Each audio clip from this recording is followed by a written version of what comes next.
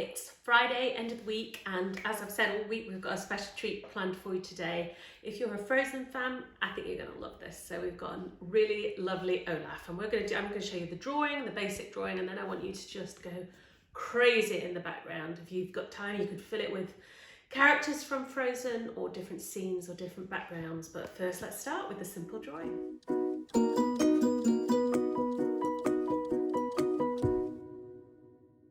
Okay, so we're going to do Olaf today, and we've got some, it's not like a conventional snowman Olaf with 3 circles. We've got some different shapes, but obviously circles are part of it. So on your piece of warm-up paper, just a bit of scrap paper, have some circles and make them go progressively smaller. Now, think about how you're holding this pencil. How are you holding it? Are you holding it tight, like that? Or are you holding it nice and loosely? You know which one I'm going to want you to hold it. Nice and loosely, not pressing too hard at all. Now, the shape I'm going to be looking at, instead of a circle, we've got this. You know, he's got this long, almost triangular head. So I'm going to be looking for that sort of shape. So on your paper, just to get your mind used to that, to the fact that this isn't a circle, just want you to draw me a couple of shapes like that. So long down, up, and then join it. And then when we come on to that, your head will really be thinking, oh, it's not 3 circles. We've got this extra shape here. Okay, so, and then we'll move on to our main drawing.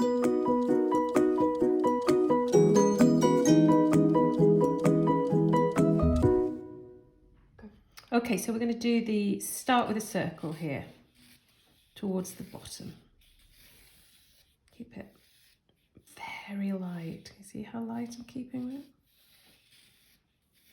Very light. And then you can go over any lines where you've made a mistake. Then the circle on top of that is quite a lot smaller. So maybe put a line where you want it to go. Now look here, we are going under. So we want these 2 circles to cross. That bit's really important. So we've got our top circle and then a crossover on our bottom one. Now, here's the key to Olaf. Here, I want just a small line. So it's not halfway down, that's about halfway. It's about a quarter of the way down, a small line. From there, if you go up and out, give yourself a couple of little dots. This will really help you with your drawing. And we just want a little line to go there. 1, and then this one's got a slight curve to it. 2. So can you see that shape there? Now, the line on top of here, again, has a slight curve. So we'll just pop that in. So here we go, we've got our circle, another circle, and then this shape here. Above it, what we're going to do now is put in a curved line, and then a curved line there, and join. Can you see starting to get that Olaf shape? Keeping the pencil marks really light, because a lot of these marks we are going to rub out. So this is giving us our basic shape, our basic structure, so keep it really light. Now the last shape, what I want you to do, it's not a semicircle, it's a kind of up like that, but in a little curve, and then round. Okay, he really does have a rather large head, does Olaf. So there's the first shapes. This bit is the most important part of the drawing. So really take your time, pause it, really take your time to get this bit right, and make sure your marks are super light, because we're going to rub quite a lot of them out.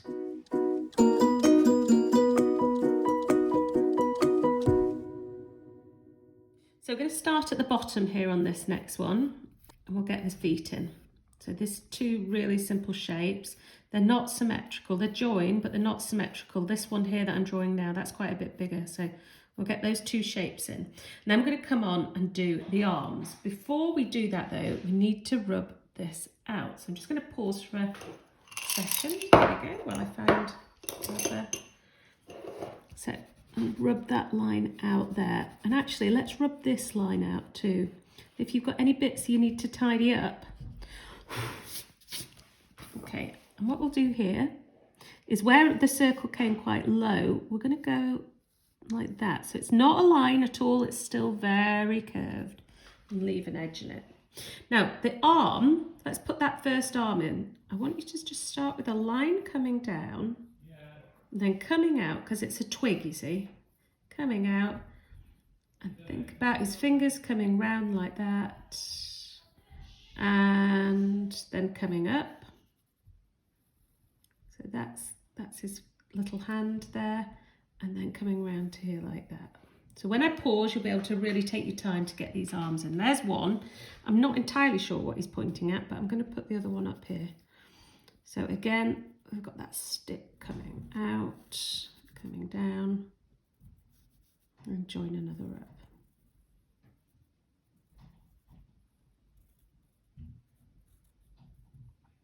And coming round. So there's his two arms in. Now we're not going to do much on the head here, but what I do want you to do is take out those two lines there. And then when I pause it, you'll be able to have a really good look on that line as well. So you've taken out all three lines there. Have a really good look at the Olaf head that's on the paused picture and see if you want to change it at all. Looking at it here for me, I'm going to bring that in slightly, being really subtle here. And I'm going to take it out a bit there, just so he looks a little bit more on the edge. So just have a play with it at this stage with the head, just so that you really feel like you've got the right shape. People think it's really easy to draw Olaf. I actually think he's not an easy character to draw, not like a conventional snowman. I'll bring him out a bit. I'm just going to finish this stage off with a little line there and there and there. Okay, so if you pause it now, I'll just get to this stage.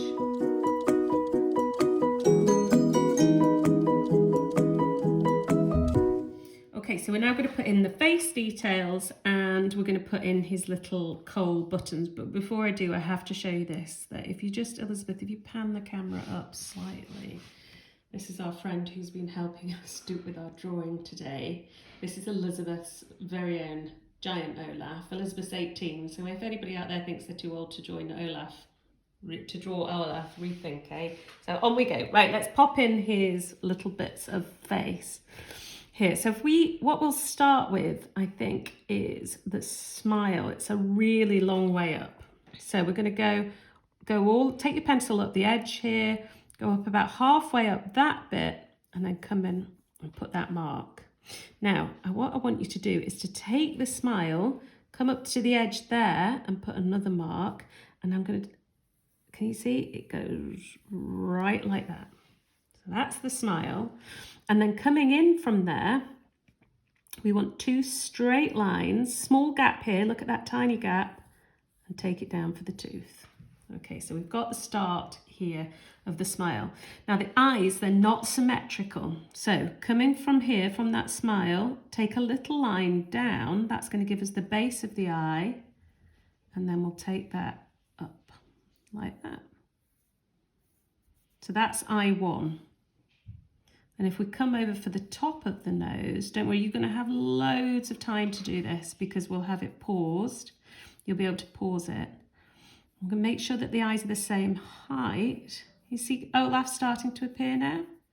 We've got there. And then coming down, and let's get the carrot for the nose. Coming in there. Now, it's not a straight carrot. Can you see? It's like one of those wobbly carrots. So there's his nose coming in.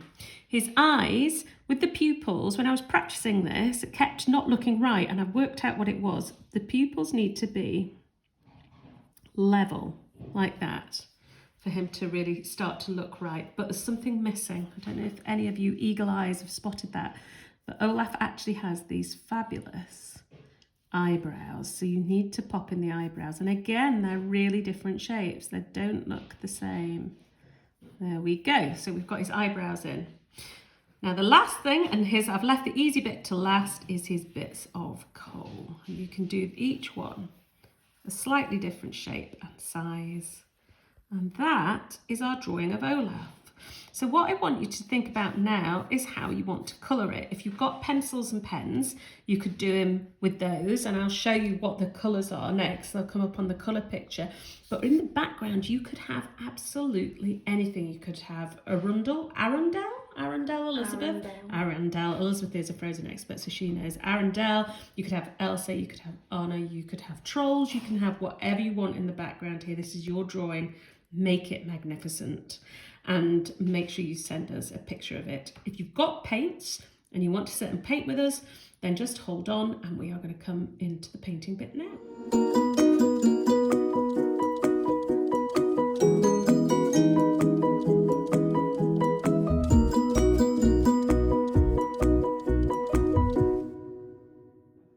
Okay, so you can do your background however you want. I'm just going to show you a suggestion. This is what I'm just going to do mine with a lovely blue sky and a bit of grass in the front. You know, in that bit in the first Frozen where he sings that song about summer.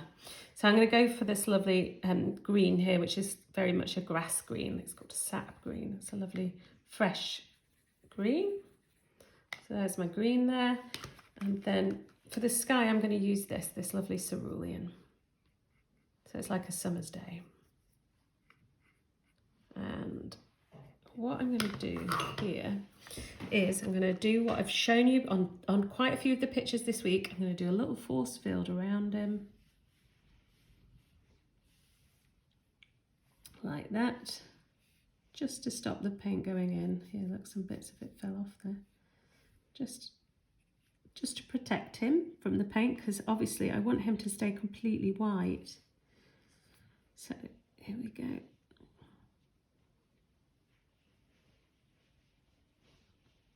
If we do that. And then I'm going to do some sky with the blue. Now with watercolour, it always dries lighter. So this will definitely dry quite a bit lighter than this blue here.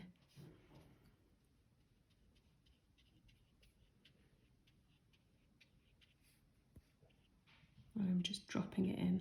And can you see just the way I'm painting it? The watercolour will always, because there's water underneath, just make its own really interesting little patterns here. And I'm going to go slightly below halfway because it's not great to split the page in half with the ground. And then I'm going to start at the bottom here with my green now. Start at the bottom. Oh, it's definitely too pale. So if it's too pale like that, what it needs is a lot more paint in. So to make it darker, add more paint. To make it lighter, add more water. Can you see the difference there? Now, I'm not bothered about having a big strong line between them. What I'd actually like is for this blue and green to really merge together. So I'm going to keep the green nice and clean here. But then, at that point, I'm just going to let it touch and merge. And if I tip my paper slightly, you'll see. You see how it begins to run into each other? And you can get some really nice, interesting effects. I'll give it a little push. Okay, and there he is. There's our background. So I'm going to leave that to dry for a few minutes, and then I'll come back and show you how to paint the inside. Okay, so you can do your background however you want. I'm just going to show you a suggestion. This is what I'm just going to do mine with a lovely blue sky and a bit of grass in the front. You know, in that bit in the first Frozen where he sings that song about summer. So I'm going to go for this lovely green here, which is very much a grass green. It's called a sap green. It's a lovely fresh green. So there's my green there. And then for the sky, I'm going to use this lovely cerulean. So it's like a summer's day. And what I'm going to do here is I'm going to do what I've shown you on quite a few of the pictures this week. I'm going to do a little force field around him. Like that. Just to stop the paint going in. Here, look, some bits of it fell off there. Just to protect him from the paint, because obviously I want him to stay completely white. So here we go.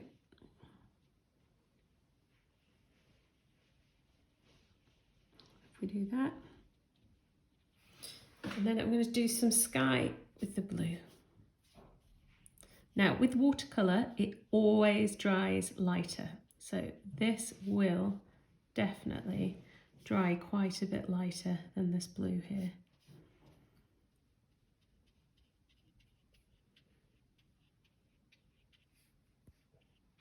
I'm just dropping it in. And can you see just the way I'm painting it? The watercolour will always, because there's water underneath, just make its own really interesting little patterns here. And I'm going to go slightly below halfway because it's not great to split the page in half with the ground. And then I'm going to start at the bottom here with my green now. Start at the bottom. Oh, it's definitely too pale. So if it's too pale like that, what it needs is a lot more paint in. So to make it darker, add more paint. To make it lighter, add more water. Can you see the difference there? Now, I'm not bothered about having a big strong line between them. What I'd actually like is for this blue and green to really merge together. So I'm going to keep the green nice and clean here, but then at that point, I'm just going to let it touch and merge.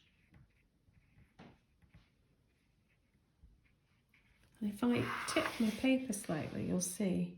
You see how it begins to run into each other? And you can get some really nice, interesting effects. I'll give it a little push. Okay, and there he is. There's our background.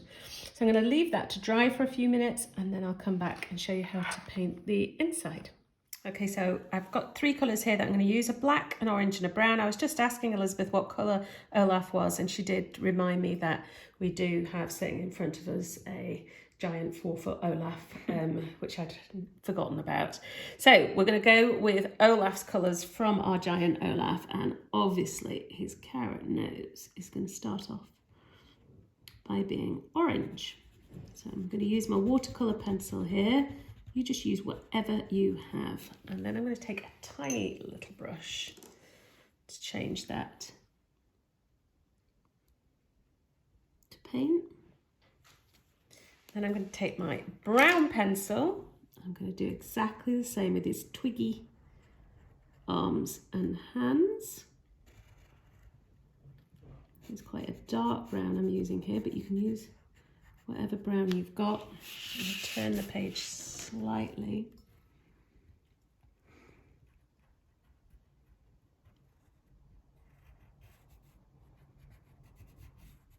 Now you can either leave that, turn that to paint, or just leave that as it is. I'm probably just going to leave that there like that. And then finishing, not a great deal of painting in this one, finishing here with the coals. You see I'm putting quite a bit of pigment on there. I really want some, quite a lot on his coals. And then I'm just going to pop his eyebrows in, black, and the pupils of his eyes. There we go. Now these little twigs on top again, they're going to need to be in, oh gosh, I went way off there, in a brown.